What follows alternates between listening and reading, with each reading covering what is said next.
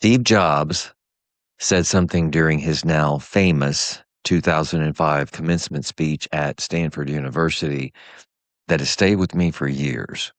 You can't connect the dots looking forward. You can only connect them looking backward. So you have to trust that the dots will somehow connect in your future. You have to trust in something, your gut, destiny, life, karma, or whatever, because believing that the dots will connect down the road will give you the confidence to follow your heart, even when it leads you off the well-worn path. And that will make all the difference. I've listened to that commencement address, or at least that part of it, more times than I can count over the last 10 years.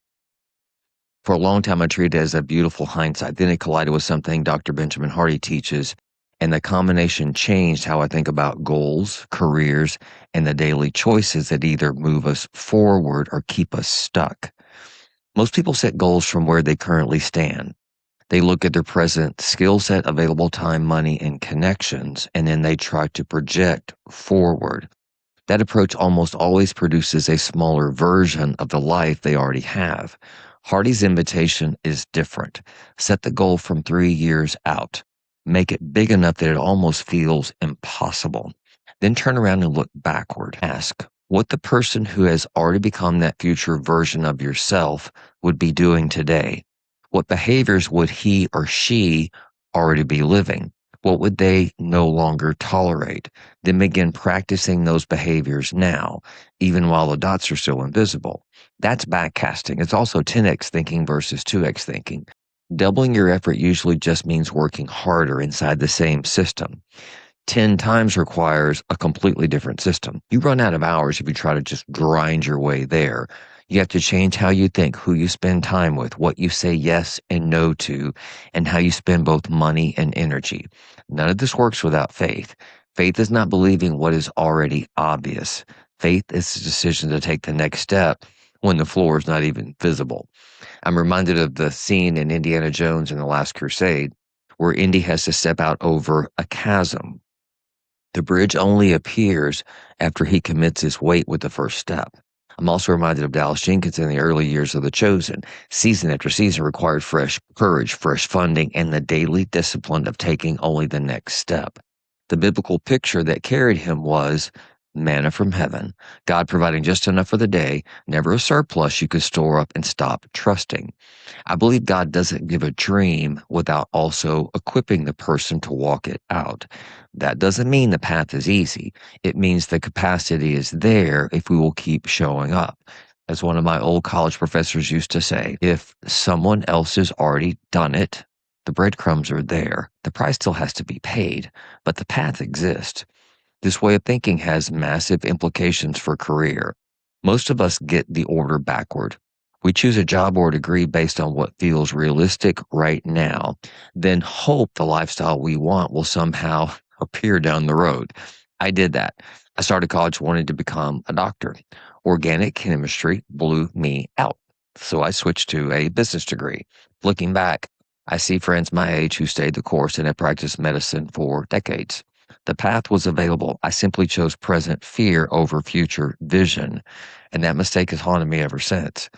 The better question is the one Stephen Covey popularized in his classic book, The 7 Habits of Highly Effective People. Begin with the end in mind.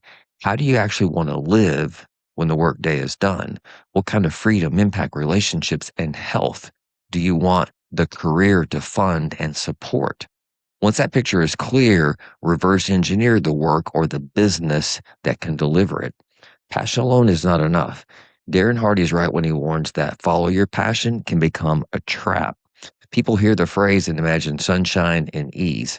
Reality is closer to what New York Times bestselling author Andy Andrews describes about writing.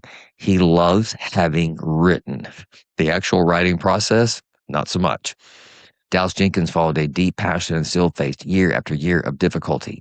David Foster, the legendary producer, sometimes called the hit man, who worked with such icons as Celine Dion and Michael Bublé, has said that even after he no longer needed the money, there was still nowhere he would rather be on a quiet Saturday morning than in his studio creating art. That is a useful test. If the thing you're building is not a place you would still choose when the external rewards are gone, it may not be the right thing. Jim Collins gives the cleanest framework I've found: the hedgehog concept. Look for the intersection of three circles: what you are deeply passionate about, what you can become truly excellent at, and what can drive an economic engine. Passion without skill or market viability stays a hobby. Skill and market without passion becomes a grind that eventually will drain you. The sweet spot is where all three overlap. Even when you find that sweet spot, if you're fortunate, fear can still show up. In the movie We Bought a Zoo, Matt Damon's character tells his son, sometimes all you need is 20 seconds of insane courage, just literally 20 seconds of embarrassing bravery. And I promise you something great will come of it. I remember being a sophomore in high school at the end of the year at a formal. I had a date, but we were really just friends.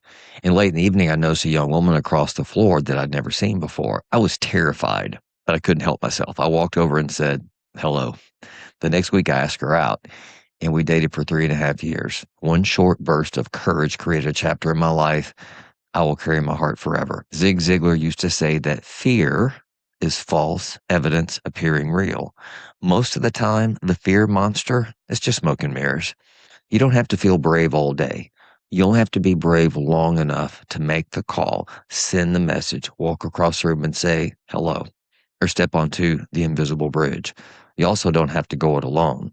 Ecclesiastes 4:12 says, a cord of three strands is not easily broken. John Maxwell puts it another way: if you want to go fast, go alone. If you want to go far, go together. Trying to climb Mount Everest by yourself is a good way to die. Trying to prepare for an Ironman when you can't swim, have never ridden seriously, and have never trained with distance running is a good way to quit. The same is true of building a business, changing your life, or repairing a relationship. Hire the coach, find a mentor, build a small team that keeps you honest and moving forward. And finally, the daily work of connecting the dots is largely a matter of managing your emotions and identifying the weak links. I tell my clients to live like a thermostat, not a thermometer. A thermometer only reflects the temperature of the room. A thermostat sets the temperature and works to bring the environment into alignment. Your feelings will fluctuate every day. Some mornings you won't feel like training, eating the way you know you should, or going to bed on time. If you live by those feelings, your results will ride a roller coaster. Discipline is the decision to act according to the standards you have already chosen, regardless of the momentary emotion. I had a conversation recently with one of my very best clients, Phil. He's in his early 70s. He trains with weights 4 days a week. He does cardio multiple days a week. He plays pickleball multiple days a week. And he manages his sleep and recovery better than most people half his age. By almost every measure, he's doing far more than average.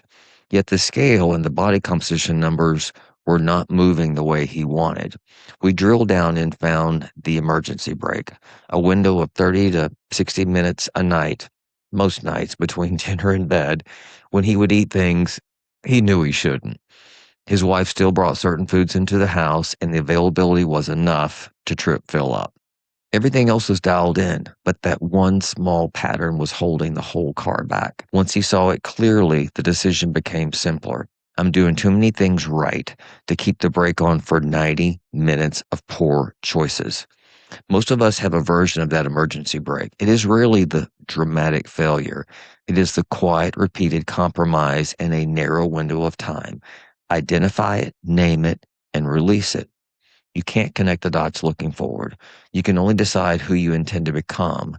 Look backward from that future and begin taking the next faithful step now. Some of those steps will feel like walking on air. Some will require 20 seconds of embarrassing bravery. Almost none of them will be accomplished alone. And almost all of them will require you to live by commitment rather than by how you feel in the moment. If this message resonated with you and you're ready to start connecting your own dots with clearer vision and stronger daily discipline, I'd be honored to help. Reach out to me for coaching via Work with Kelly, whether it's training, nutrition, recovery, or the bigger picture of how you want to live. And if you haven't already, consider subscribing to my channel so you don't miss future videos. The dots will connect. They usually do when we keep walking. Best of luck in your journey. That